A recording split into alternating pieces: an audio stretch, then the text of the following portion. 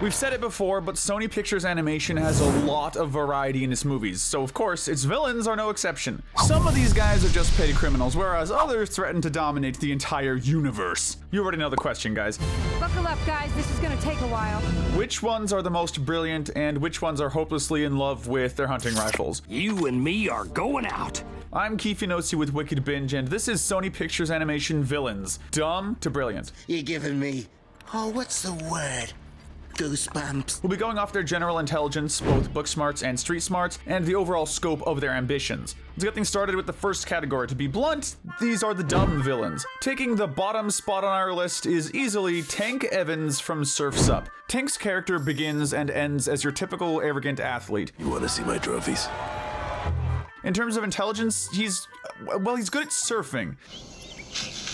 Put this curtain in my cell. That's pretty much it. Aside from that, Tank doesn't really have much going on up there, aside from a desperate need to win by any means necessary to grow his trophy collection, which he's a little too attached to, by the way.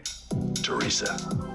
While Tank is not a good guy by any means, he wears his heart, or lack thereof, on his sleeve, being brutally honest about not seeing himself as a role model, just a guy people should look up to because he's good at what he does. There's something to respect about that kind of honesty, but it's mostly taken away by his tendency to bully and cheat his way to victory, and his lack of any intellectual feats reflects that. He does have some common sense though. In the sequel, he's willing to swallow his pride and yell for help when he nearly dies during a dangerous round of surfing. From then on, he seems to have become friends with Cody, so he's at least not too stubborn to change his mind about former enemies. Oh, we should hang out. We should totally hang out.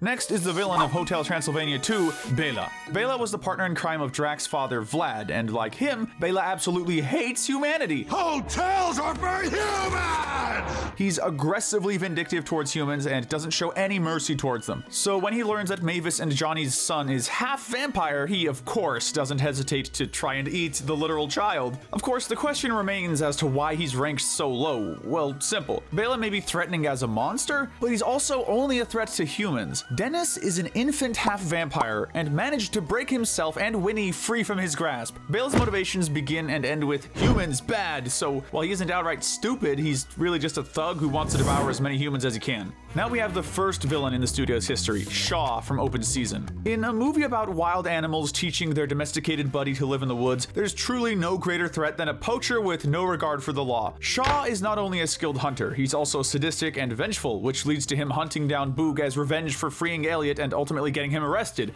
Take back what's mine. Considering that he's dumb enough to try and get revenge on a bear, Behold, the mighty grizzly.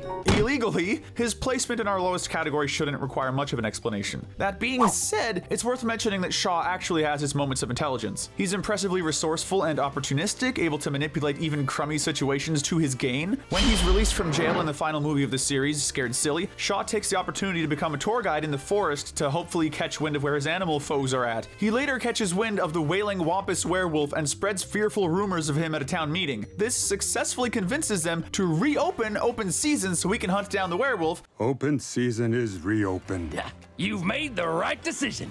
And, unbeknownst to them, Boog and Elliot, Shaw can be smart in certain situations, but it's limited by the fact that his only interest is hunting down the animals he believes to be plotting against him. And also the fact that he's insane to the point where he seems to think his rifle is a living thing. Speaking of holding grudges against woodland creatures, last in this category is Thomas McGregor from Peter Rabbit. Thomas keeps his family tradition alive by retaining absolute hatred for the animals who keep stealing food from his garden. We find them and we exterminate them. Now, credit where it's due. It wouldn't be unreasonable for him to put some precautions up around his garden, maybe a taller fence, barbed wire, and if none of that worked, maybe call animal control or some kind of group that could safely relocate the bunnies? Maybe? Well, no, unfortunately, Thomas McGregor is too mean, stubborn, and short-tempered to do any of this. He showcases very little patience for others throughout the movie, from punching a giant teddy bear out of anger for not getting a promotion to, more notably, his constant feud with the rabbits. Yeah, Peter and his family shouldn't be constantly stealing from his garden or pranking him, but we have to consider the fact that Thomas just kept on using petty traps to attack the rabbits. I am losing my mind. Despite the rabbits always managing to avoid them, or even using them against Thomas himself, he just doesn't learn from his mistakes. All of this stems from a serious lack of composure on his part. Heck, the reason his relationship with Bea fell apart was because he was dumb enough to lie about loving rabbits while also blowing up their burrow on her property with dynamite, destroying her art studio in the process. Literally literally just call animal control or tell B that they're hitting your garden too much. Refusing such a simple solution is a sure ticket to the dumb category, but if nothing else, he was able to hold a decent job for a while. That keeps him from falling any lower, but he's still pretty stupid for holding a grudge against a family of rabbits. Now it's time for the villains who are a little more competent in their endeavors. These are the smart villains. He may come from the surface, but Doug is no laughing matter. Growing sick of his life therein, Doug decides to manipulate Boog into swapping places with him by promising he'll come back by sunset. Little did Boog know, Doug was only doing this as his own license to escape and relive his former glory as ruler of the forest as its only grizzly bear. Doug gets some points for charisma and manipulation and for coming up with this plan so quickly, not to mention managing to execute it. But the reason he's still pretty low on the intellectual totem pole is for his overall lack of preparation. Here's what we mean. He really just thought of taking Boog's place and did it with no preparation. What will he do when the animals inevitably find out he's taken Boog's place? Nobody knows, not even Doug. Sure, he thought brute strength would be enough to keep his position of power, but he ended up being pressured into revealing Boog's actual location thanks to other animals' strength in numbers. He had no backup plan, and honestly, he barely even had a front-up plan. At least he decided to reform by the end of the movie, so he knows when to call it quits. Practical smarts like that are worth their weight in gold on a list like this. Speaking of weight in gold, next up is Pockets from Wish Dragon. He may seem like the unnamed thug who just happens to be fighting Din throughout the movie, but okay, no, that's actually an accurate description. Nonetheless, Pockets is more cunning than you might realize at first. He's a very composed and patient man who's willing to play the long game to get the results he wants. His whole plan is to follow Mr. Wong's orders to get the magic cup, only to betray him in the very end so he can keep its power for himself. But while Pockets is great at obtaining power in the long run, he totally misses the mark once he actually has said power. You see, Pockets uses the magic teapot to give himself the Midas touch, basically the ability to turn anything he wants into gold. Now, if Pockets were smart, he'd give himself something with a little less risk to himself, like Midas lasers or something like that. He could have at least clarified that he didn't want himself to be affected by the touch, but no. Din manages to defeat him with a light shove, making him accidentally touch himself and presumably shatter on the ground once he landed. It's a shame, really, all that planning and patience to be killed by a kid and a poorly thought out wish. Finishing up our open season villains, next up is Fifi. This racist little poodle was the villain of open season 2. Going to pretend I didn't see that. Oh, and no, we aren't kidding. The guy's legitimately a racist psychopath. He believes wild animals are inherently evil, and that letting them mingle with domesticated animals would drive them back to their primal instincts. This all comes from a traumatic memory involving him running into some wild animals for the first time, promptly being electrified by a bug zapper right after, so we have to feel at least some sympathy for his deteriorating mental state. Insane or not, though, Fifi was definitely a threat to the wildlife around him. He was able to gain the trust of the other domesticated animals and rally them against the wild ones via fear tactics. He's also ruthless enough to somehow have access to electric collars, with which he was planning to straight up kill some of the other animals. Aside from his clear lack of sanity, the only thing he's really losing points for is the fact that he set off the collars without even realizing they were all over himself. That was not fair. In the third movie, he's been neutered, as has his evil side. I think his angry days are behind him, if you know what I mean.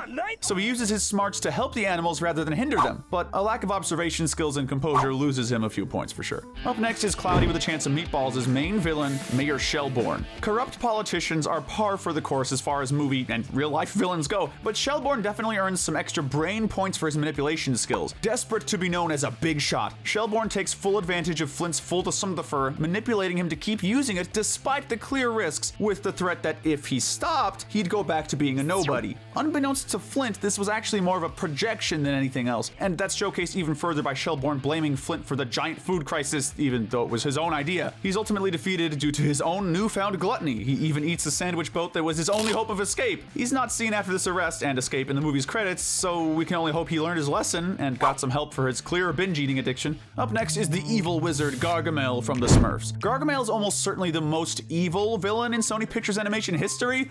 Daddy is home. But his intelligence is more middle of the road. Are you dead?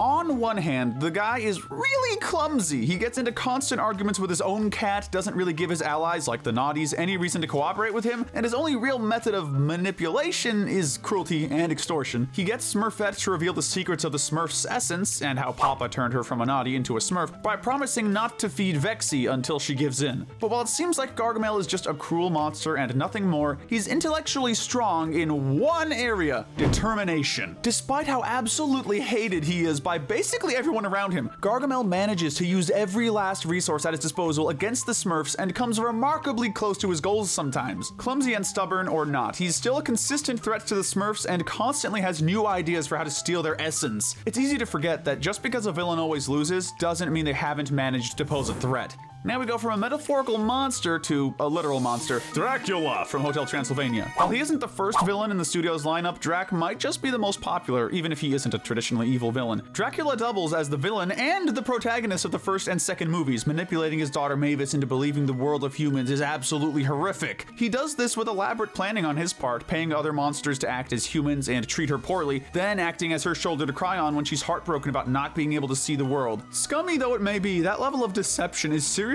impressive from an intelligence standpoint, and he repeats it in the second movie by sending Mavis and Johnny on a vacation so he can raise Dennis his own way, and hopefully see those fangs before anyone else. That said, Drac's biggest strength is also his greatest weakness. While these lies and deceptions get him what he wants for a time, he does typically end up running himself ragged trying to keep up the charade when it could easily be solved by him just telling the truth. If Drac were a full-on villain, he could easily cause a ruckus, but from what we've seen so far, he'd almost certainly get himself taken down by a mere slip of the tongue.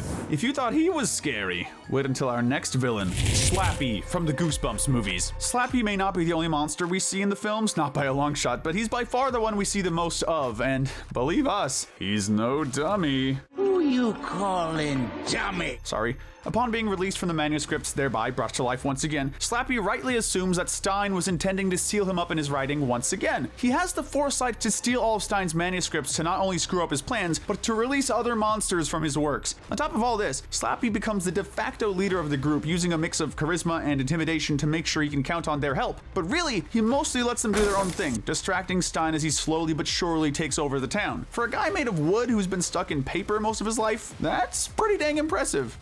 Everybody say cheese for our next opponent, Smiler from the Emoji Movie. As a leader of Textopolis and Gene's boss, she makes sure everything is running smoothly inside the phone. She holds enormous sway in the phone, with the intimidation to keep others in line and the means to make sure they stay there. She's also sharp enough to nip problems in the bud before they become major. When she suspects that Gene is a malfunction, she orders him to be executed after just one mistake. Say what you will about her ruthlessness, but Smiler is a dictator who won't let any potential problem grow bigger than it absolutely has to. She isn't higher simply because the characters in our final category are just that impressively smart.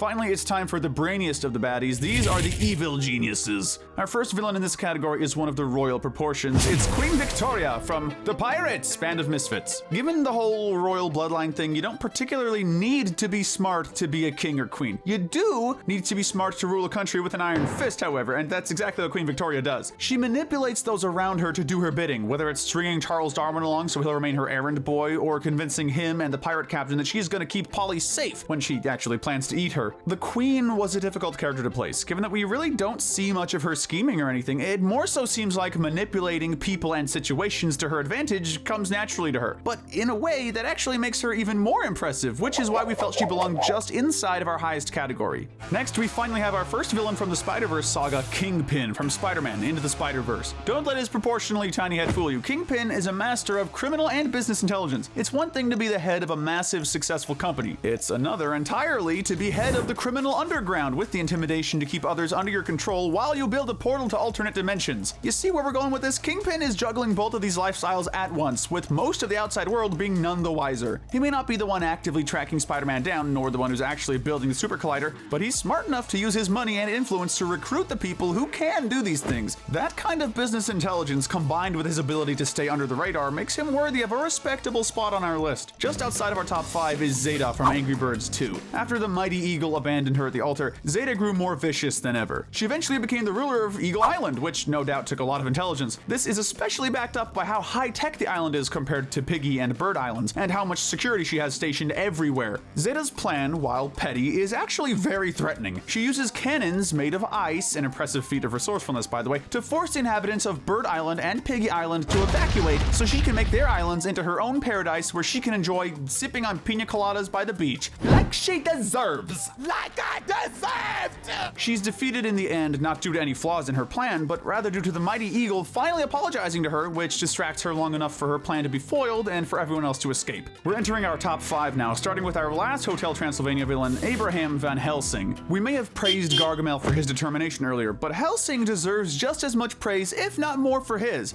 Oh no, not this clown again. He's been hunting down monsters for decades without ceasing, and is determined to wipe them out, especially Dracula. His plan to gather the monsters on a cruise he's running behind the scenes is smart already, but what really boosts Helsing up is his scientific genius. The sheer amount of inventions we see him use throughout the movie is staggering. He's able to move around using a cyborg suit, which he significantly upgrades between the 3rd and 4th movies, and has a huge array of weapons that help him take on any monsters he might come across. He's equally helpful as an ally, as shown in Transformania when he turns Johnny into a monster using one of his new machines. Helsing doesn't really have any particular intellectual weaknesses, rather, the only reason he isn't even higher is because the last 4 villains on our list are just that brilliant. Just barely outside of our top 3 is the Spot, from Spider-Man Across the Spider-Verse. Spot is probably the last Spider-Man villain anyone expected to be a legitimate threat in these movies if they knew who he was from the start, but this really is the timeline we live in. I just came out of nowhere, but I think I'm becoming a trans-dimensional super being. The Spot actually is one of the scientists who worked on the Super Collider under Kingpin and Doc Ock. The fact that he's able to contribute significantly to this project shows that the Spot was a genius even before his villain arc. But then there's, the villain arc. Spot is an absolute mastermind, as we see from his ability to replicate the Super Collider by himself just to increase his own power. He single-handedly made himself from a run-of-the-mill bad guy to the greatest threat in the known Spider-Verse as of now, all with the power of science.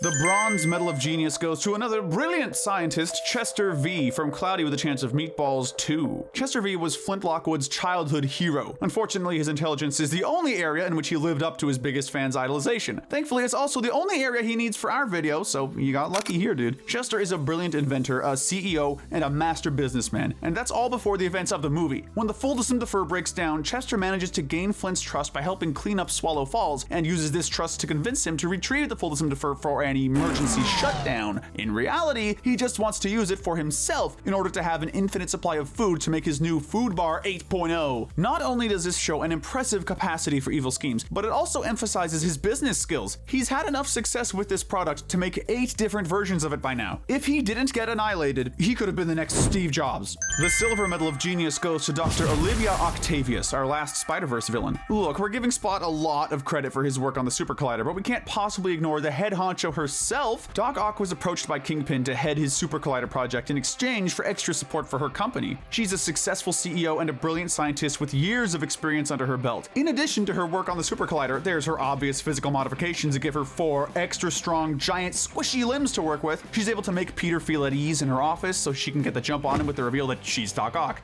My enemies call me Doc Ock. When it comes to science and battle intelligence, Olivia is top shelf, and we should all thank our lucky stars that truck hit her when it did. Still, our Gold Medal of Genius definitely has to go to P.A.L. from the Mitchells versus the Machines. Usually in Dumb to Brilliant lists, our gold medalist is a tough choice, or at the very least requires some deliberation. P.A.L. is one of those lovely villains who make our job that much easier. We'll give it to you straight. She's a smartphone, a really smartphone. Not only is P.A.L. smart enough to independently communicate with its users without them being any the wiser, but when she's tossed aside and labeled obsolete, she is completely obsolete. She lashes out by hacking every last bit of technology in the world to do her bidding. Her plan is to get humanity out of the picture to create a world only inhabited by technology. And we'll create a new, better world without humans. And since all of technology is under her control at this time, that means the world is pretty much just hers at this point. Seriously, there's just no way around it. She managed to basically gain control over every last bit of electricity in the world and used it all to get alarmingly close to destroying all of humanity. She legitimately had them all locked up at one point. Now, most of these villains struggled against 2 or 3 good guys. P.A.L. struggled against 4 after she'd already captured the other 7+ billion. Oh, and if you think P.A.L. is bad, and I'm the bad guy? Just wait until the release of the iPal 10 Pro Plus Max coming this fall. She comes with a free keychain too. Order yours today, evil or not, I'm getting mine.